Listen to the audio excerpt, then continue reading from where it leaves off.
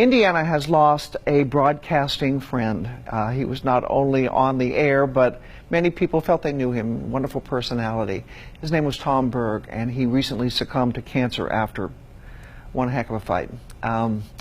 Perhaps the best way to remember him, not only the way he was, but remember him through the people who knew him best, the folks who worked with him, because he loved his job, he loved to work. And here's some flashbacks. I'm Paul Poteet. Tom Berg was also, in addition to being a Star Wars fan, sometimes actor, a karaoke guy, a DJ on the radio. He was also a traffic reporter, and that's where I worked with him on television and on a couple of different morning radio shows. A lot of people have been touched by his loss. It's evidence of how real and genuine he was with the audience, and we'll miss him as much as you miss him. I'm Grace Trahan, and I worked with Tom Berg in the early 2000s when we both did the morning news. I was an anchor, he did traffic, and what I remember most about Tom is every single morning he would walk in with a big smile on his face and he'd say, "Hey Grace, how you doing?" And it was so endearing and so charming because he had this pep in his step, and he was always happy even though it was 4:30 in the morning. We were tired. Sometimes it was cold. Sometimes the equipment wasn't working properly. But you could always count on Tom to be professional and happy and just awesome. Just so wonderful to be around. We're all going to miss our dear friend, Tom Berg.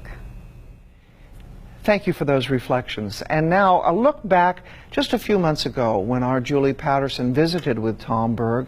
He talked about his life, what he was expecting, and how much fun he had had sharing it with you, the audience. Here's Julie Patterson's story. Starbase Indy is a science fiction celebration that's been gathering in central Indiana for the past 20 years. There are costumes and games, shopping and seminars. Each year, one superfan is selected to be guest of honor. This year, that fan guest of honor was Tom Berg. That was a total surprise, and that just means you get, you get a little more access to the stars, and I had a group shot taken with all the VIPs that are here, and it's been a lot of fun. The weekend was a highlight for Tom, who's been battling cancer since being diagnosed in July. He went on vacation with friends over the summer, but came home with a bad stomachache that wouldn't go away. Finally, he decided to go to the hospital. They spotted a tumor. And then after they looked at it in Indianapolis, they said, well, you've got stage 4 metastatic colon cancer. I know, right? And my mom and my friends were there, and it was not easy to hear. I consider myself, even though I have cancer, lucky enough to still be able to be independent, still to be able to work. Work has been the greatest therapy, to be able to get up, have a reason to get up and get out of bed every day and go into work and do what I love to do.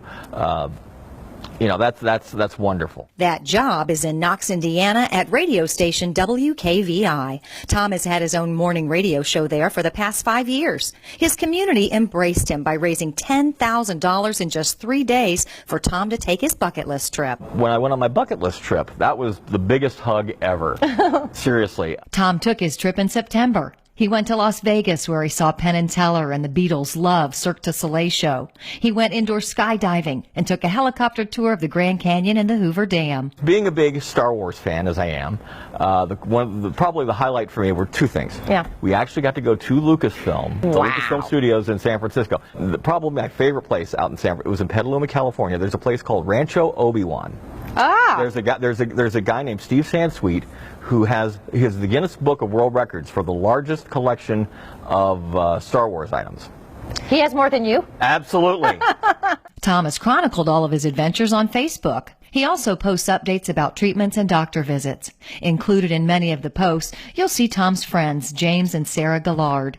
They've been his caregivers and Sarah his health advocate through all of this. Tom's been one of our best friends, and I know he would do the same for us, and we love him.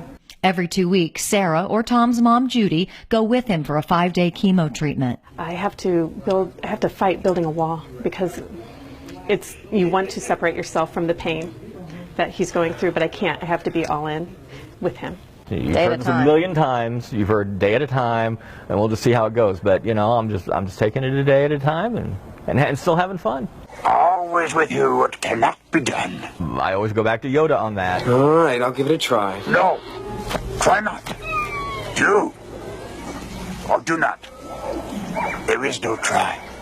Do or do not, there is no try. Julie Patterson, Boomer TV.